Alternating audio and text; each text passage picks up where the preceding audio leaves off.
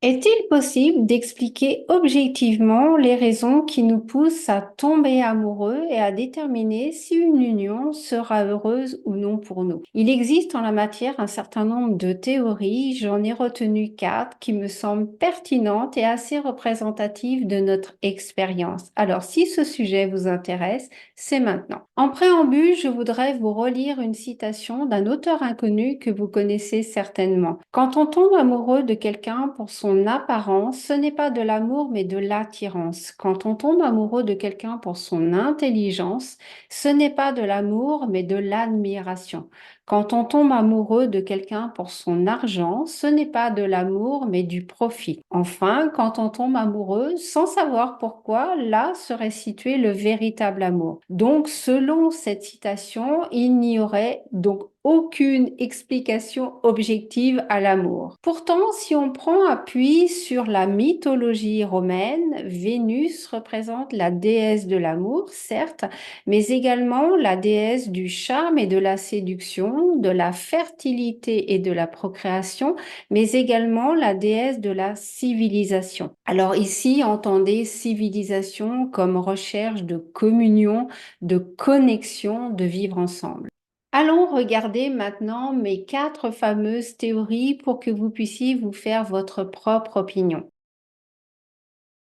La première théorie va reprendre les notions de procréation et de fertilité. Alors, je vous préviens, c'est pas la théorie la plus glamour. On choisirait en fait notre partenaire sur une base instinctive. On serait guidé vers quelqu'un qui serait génétiquement éloigné de nous, avec des qualités différentes des nôtres, afin de favoriser le brassage des gènes, d'éviter la consanguinité, mais également afin d'améliorer l'espèce et de faire des enfants robustes. Alors, je le répète, on est d'accord, c'est pas la plus glamour des théories en apparence, puisque cela rejoint bien notre but de perpétuer la race, mais également un désir de se prolonger en créant une descendance. Allons regarder maintenant les trois autres théories. La seconde théorie est la théorie romantique. Elle va s'appuyer, elle, sur des notions de séduction et de charme, celle de notre Vénus. Elle considère que nous choisissons notre partenaire en fonction de qualités qu'on admire, de l'image de l'autre qui nous séduit, que l'on serait également en extase devant toute personne bienveillante, enrichissante, répondant à nos besoins, capable de nous comprendre et de nous soutenir.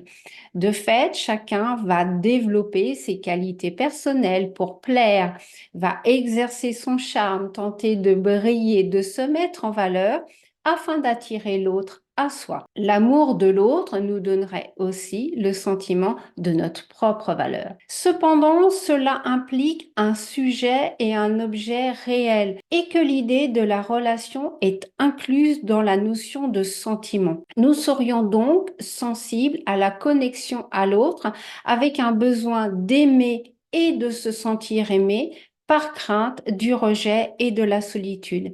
Mais est-ce que ces critères à eux seuls suffisent à faire forcément des unions heureuses?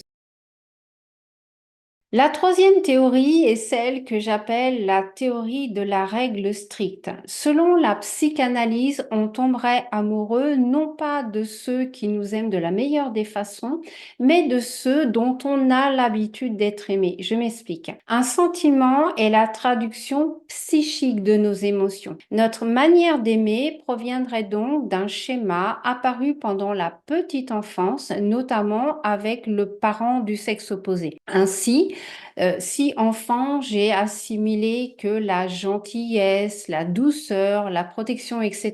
de mon parent est une forme d'amour envers moi, alors en toute logique, je vais rechercher plus tard toute personne capable de me faire ressentir les mêmes sentiments que ceux que j'ai ressentis enfant. De la même façon, si j'ai admiré chez mon parent son intelligence, son éloquence, sa loyauté ou sa richesse, il est certain que ces qualités feront partie de mes références, voire même de mes préférences. À l'inverse, je risque de rejeter tout candidat qui serait un peu trop éloigné, voire étranger à ce qui m'est familièrement rassurant. Par conséquent, selon cette théorie, nos facteurs d'attirance et de sentiments, plus ou moins conscients, proviendraient d'expériences de notre enfance qui subsistent dans notre esprit et nous aurions inconsciemment transformé certaines associations en règles strictes. Malheureusement, ce sera aussi le cas pour ceux qui ont vécu des relations dysfonctionnelles. Les travers de la figure parentale sont acquis comme modèle. Ainsi, un enfant violenté sera encore attiré par un partenaire violent plus tard.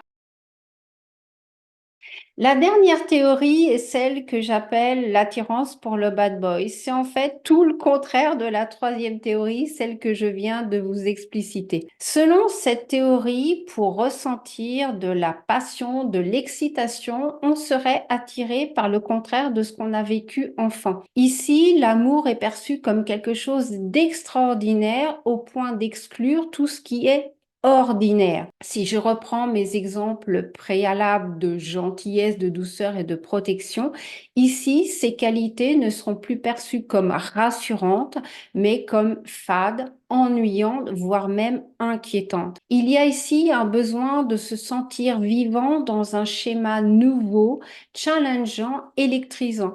C'est la raison pour laquelle certaines personnes peuvent s'ennuyer avec une personne gentille et douce. En fait, il leur manque du piquant de l'aventure. Dans cette dernière théorie, toute personne qui aurait les mêmes qualités que la figure parentale sera rejetée, même s'il s'agit de qualités nobles. En revanche, dans le cadre de violences pendant l'enfance, le traumatisme empêche d'envisager un partenaire qui lui serait semblable. Alors, toutes ces théories sont bien évidemment cumulables ou évolutives selon nos propres expériences et au-delà du schéma familial, nos expériences personnelles successives nous poussent à mieux savoir ce que l'on veut, mais surtout ce qu'on ne veut plus dans une relation, ce qui va permettre d'affiner nos choix, notre préférence. Il existe bien d'autres théories, notamment des théories énergétiques ou des théories spirituelles. Certaines, je ne les ai pas retenues parce qu'elles ne me paraissaient pas à moi pertinentes, mais également parce qu'elles ne font simplement pas partie de mon champ de compétences.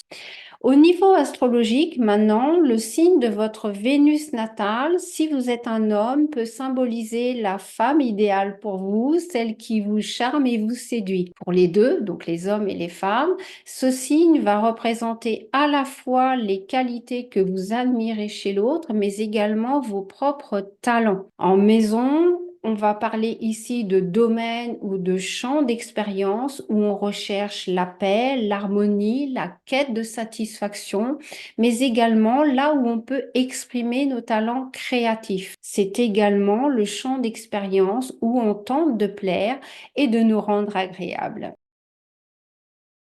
Pour conclure, l'amour ne devrait pas être une dépendance émotionnelle, mais une relation saine et équilibrée où chacun est valorisé en étant soi-même, donc avec ses qualités et ses défauts. C'est une base de confiance réciproque où l'intrusion et la jalousie ne devraient pas avoir leur place. L'amour, c'est un espace de liberté et de sécurité de notre authenticité. Je vous souhaite une excellente journée et je vous dis à très bientôt. Ciao!